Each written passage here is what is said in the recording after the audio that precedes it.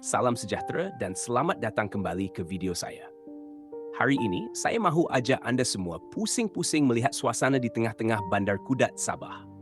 Kalau sebut saja Kudat, mungkin ada yang terus terbayang tentang laut, pantai, kampung-kampung dan keindahan alam semula jadinya. Tetapi kali ini, kita tidak pergi jauh. Kita akan melihat wajah Bandar Kudat itu sendiri.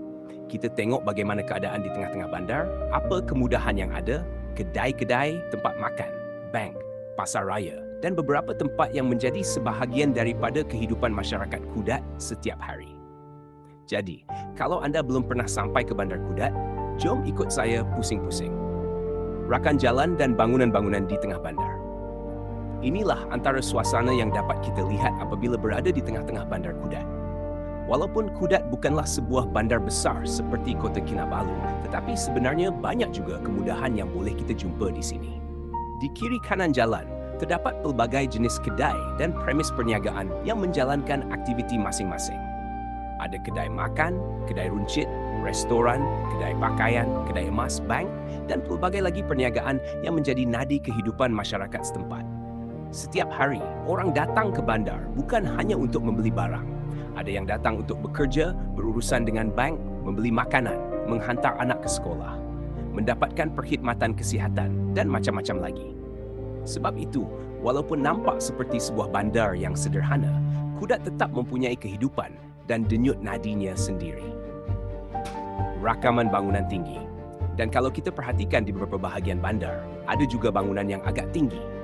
Namun, ada bangunan yang kelihatan seperti belum disiapkan ataupun sudah lama tidak digunakan. Bila melihat keadaan seperti ini, kita tentu tertanya-tanya tentang perjalanan pembangunan sesuatu kawasan. Ada bangunan yang sudah lama berdiri, ada yang masih digunakan, dan ada juga yang kelihatan seperti menunggu untuk diberikan nafas baharu. Namun begitu, pembangunan sebuah bandar bukan hanya bergantung kepada bangunan yang tinggi. Yang paling penting ialah bagaimana sesuatu bandar itu terus memberikan kemudahan dan kehidupan kepada masyarakatnya. Dan perkara itu memang dapat kita lihat di Kudat. Rakaman klinik kemudahan kesih. Antara kemudahan penting yang ada di bandar ialah kemudahan kesihatan. Kewujudan klinik amat penting kepada penduduk kerana apabila memerlukan rawatan atau pemeriksaan kesihatan tidak semestinya perlu pergi jauh. Inilah salah satu kemudahan yang mungkin nampak biasa bagi kita, tetapi sebenarnya sangat penting dalam kehidupan seharian. Rakaman supermarket Bataras Mili Mewah. Kemudian kita ada pula kemudahan membeli belah. Di sekitar Bandar Kudat, terdapat pasar raya dan kedai-kedai yang menyediakan pelbagai keperluan harian. Ada Bataras, Mili Mewah dan pelbagai kedai lain. Daripada barang dapur, makanan, minuman, keperluan rumah dan macam-macam lagi, banyak perkara boleh didapati di sekitar bandar ini.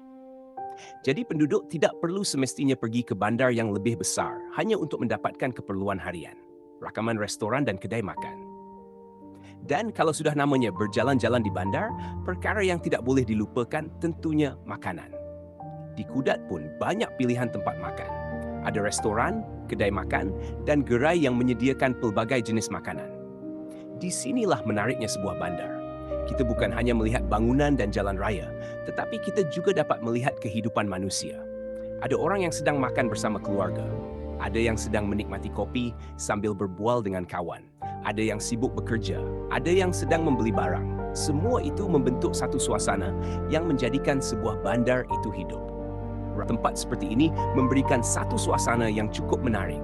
Selepas penat bekerja atau penat berjalan di sekitar bandar, kita boleh datang ke sini untuk duduk sebentar, menikmati suasana petang dan melihat pemandangan di hadapan.